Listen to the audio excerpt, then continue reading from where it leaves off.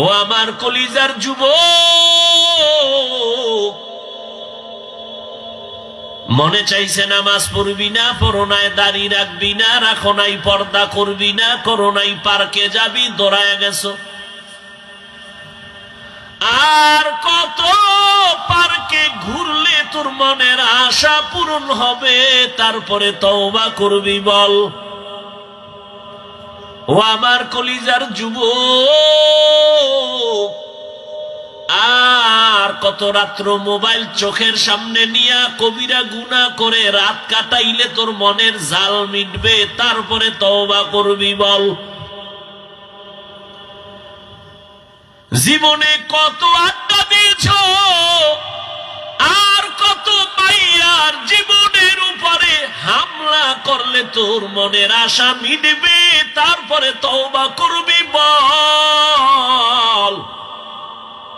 পাশে পাশে এটাও বল, তোর হায়াত আর বাকি কত?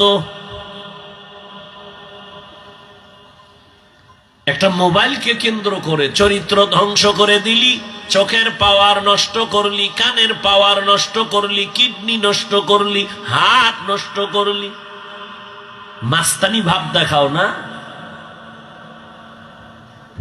একটা মোবাইলকে কেন্দ্র করে সারাটা রাতের ঘুম এনে জবাই করেছো, অথচ চিকিৎসা বিজ্ঞানীরা সবাই বলে, রহমতের নবী বলেন, আল্লাহর দেওয়া রাতের ঘুম হলো শরীরের মহা ঔষধ। 40 বছর পর্যন্ত তোর চেহারা থাকবে উজ্জ্বল, অথচ 20-25 বছরে তোর চেহারা নষ্ট কেন? তাকাইলে মায়া লাগে না কেন? ভাবতেছো মাস্তান, তোর যে পিছন থেকে সবাই ঘৃণা করে, তোর চেহারা এত নষ্ট কেন? সারা রাত মোবাইলে কবিরা গুনাহ করেছো, লজ্জা করে না? হাসো। আমি হাসির কথা বলছি, লজ্জা থাকলে তো কান্নার কথা। সারাটা রাত মোবাইল চালাইতে চালাইতে কবিরা গুনাহ করে করে চেহারাটা ধ্বংস করে ফেললা, চরিত্র ধ্বংস, কিডনি ধ্বংস, হার্ট দুর্বল, মেধা দুর্বল, লেখাপড়া ধ্বংস। এই একটা মোবাইলকে কেন্দ্র করে মায়ের সাথে কত বেয়াদবি করেছো হিসাব কর, বাবার সাথে কত গাদ্দারি করেছো। এই মোবাইলের কারণে শিক্ষকের সাথে বেয়াদবি করেছো, এই মোবাইলের কারণে মা বাবার কত টাকা চুরি করেছো।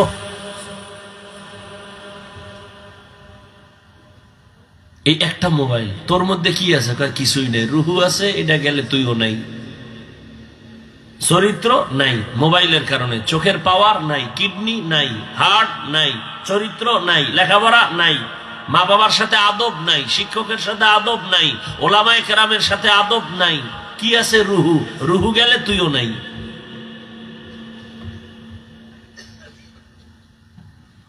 ভাব দেখাও বড় বুজুর্গ। আর সিলেটের নাপাক জমিনকে পাক করছে শাহজালাল, কোনো ভাবসাব ছিল না। তাহাজ্জুদের নামাজ আর চোখের পানি আর ফজরের আজান। আর তুমি জমিন পাক করার জন্য দাড়ি কামাইয়া, নামাজ বাদ দিয়া, বেপর্দায় চইলা, হারাম খাইয়া ইসলাম ইসলাম স্বপ্ন দেখো। আল্লাহর কসম একবার, আল্লাহর কসম দুইবার, আল্লাহর কসম তিনবার, ওয়াল্লাহি বিল্লাহি তাল্লাহি, সুদখোর, বেনামাজি, গাঞ্জাখোর, বেপর্দাওয়ালা, হারামখোরের হাতে আল্লাহ কোনদিন ইসলামের দায়িত্ব দিবেন না। ইসলাম ওদের দ্বারা আল্লাহ প্রতিষ্ঠা করাবেন না। যদি কোনো বেনামাজি সুদখোর বলে আমি ইসলাম করব, মিথ্যা দাবি, ওর অন্তরে ষড়যন্ত্র আছে ভিন্ন দিকে। কোন বেনামাজি, বেপর্দাওয়ালা, হারামখোরের দ্বারা এই জমিন ইসলাম কায়েম হবে না, আল্লাহ দিবেন না। কোন সুদখোর বেনামাজি যদি আমি বলে ইসলাম কায়েম করব, মিথ্যা দাবি, ওর ষড়যন্ত্র বড় বহুদূর, ইহুদিদের দালাল হয়ে কাজ করে।